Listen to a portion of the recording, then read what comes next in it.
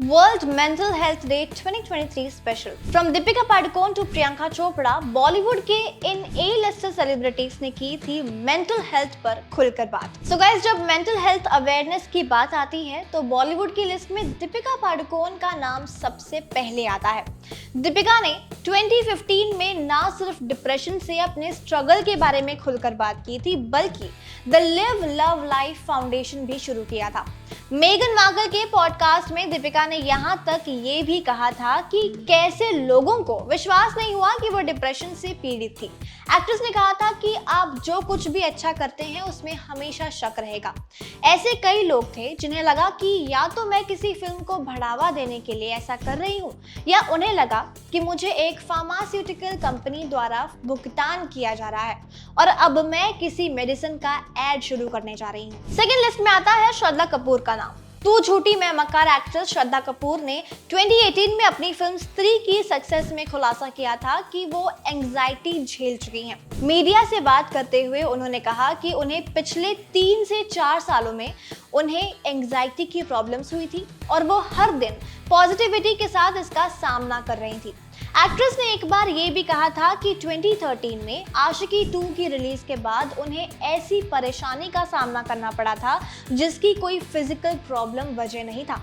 हालांकि बाद में सभी की मदद से वो इससे उबरने में कामयाब रही थी। Third is Alia Bhatt. Rocky और रानी की प्रेम कहानी एक्ट्रेस आलिया भट्ट ने भी साल 2019 में खुलासा किया था कि वो माइनर एंजाइटी अटैक से जूझ चुकी हैं। एक्ट्रेस ने कहा था कि ये आता जाता रहता है, इसलिए वो खुद का बहुत ही ज्यादा ख्याल रखती हैं। फोर्थ, आलिया भट्ट की बहन शाहीन भट्ट। आलिया भट्ट की बहन शाहीन भट्ट भी क्लिनिकल डिप्रेशन और एंजाइटी से अपने स्ट्रगल के बारे में खुलकर बात करती रहती हैं। शाहीन ने मेंटल हेल्थ के साथ अपने एक्सपीरियंस के बारे में एक बुक लिखी है, I have never been happier, जिसमें उन्होंने एंजाइटी पर खुलकर बात भी की है।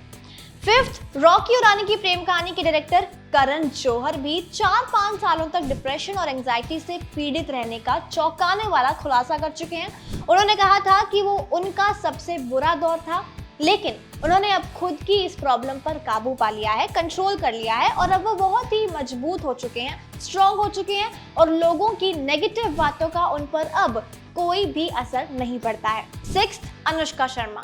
फिल्म ए दिल है मुश्किल के दौरान अनुष्का शर्मा ने भी खुलासा किया था कि वह अपनी एंजाइटी के लिए मेडिटेशन का सपोर्ट ले रही हैं। उन्होंने कहा था कि इसमें छिपाने जैसी कोई बात नहीं, क्योंकि ये बिल्कुल नॉर्मल चीज है और हर एक इंसान इससे जूझ चुका है।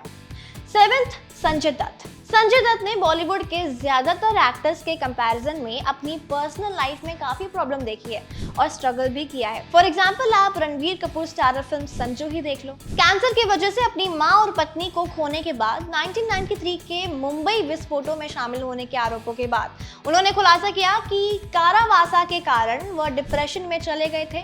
खबर तो यहाँ तक थी कि एक्टर सो भी नहीं पाते थे, लेकिन एक्टर ने फिर भी स्ट्रगल किया और एक रॉक स्टार की तरह उभर आए। 8, Shahrukh Khan.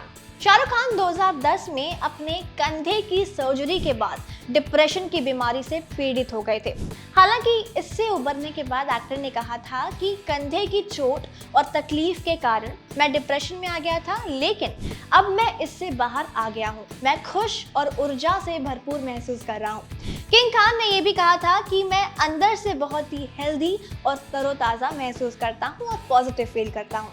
9th, tiger Shroff. Tiger Shroff को भी मुश्किल वक्त का सामना करना पड़ा जब उनकी a flying Jatt box office पर अनसक्सेसफुल रही थी। उन्होंने खुलासा किया कि वो उस दौरान वह हार्डकोर डिप्रेशन के दौर से गुजरे थे। एक मैगजीन को दिए इंटरव्यू में श्रॉफ ने कहा था कि मैंने बागी 2016 को रिलीज हुई बागी के साथ एक हाई स्टार्ट की थी। जब इसने 12 करोड़ की ओपनिंग ली और फिर 15 करोड़ की कमाई की तो मैं बहुत खुश था। एक न्यू कमर की दूसरी फिल्म के लिए एक बहुत अच्छा मौका था और फिर ऊपर बढ़ता गया। लेकिन जब फ्लाइंग जट के नंबर आए तो मैंने सोचा कि मैं इतना काम किया फिर भी उन्हें ये पसंद क्यों नहीं आया।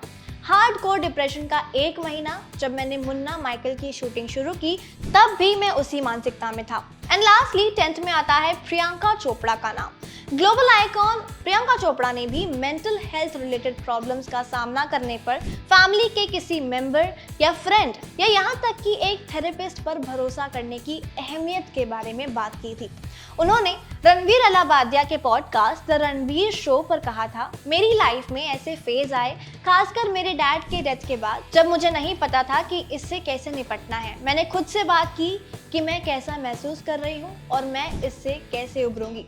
मैंने खुद से कहा कि मैं खुद को इसे फील करने दूं और इसके बारे में दोषी महसूस करने के बजाय ऐसा महसूस करना ठीक है। तो फिलहाल आपके मेंटल हेल्थ पर और एंजाइटी एंड डिप्रेशन जैसी चीजों पर क्या व्यूज हैं, हमें नीचे कमेंट सेक्शन पर जरूर बताएं। And for more such latest updates to subscribe our channel.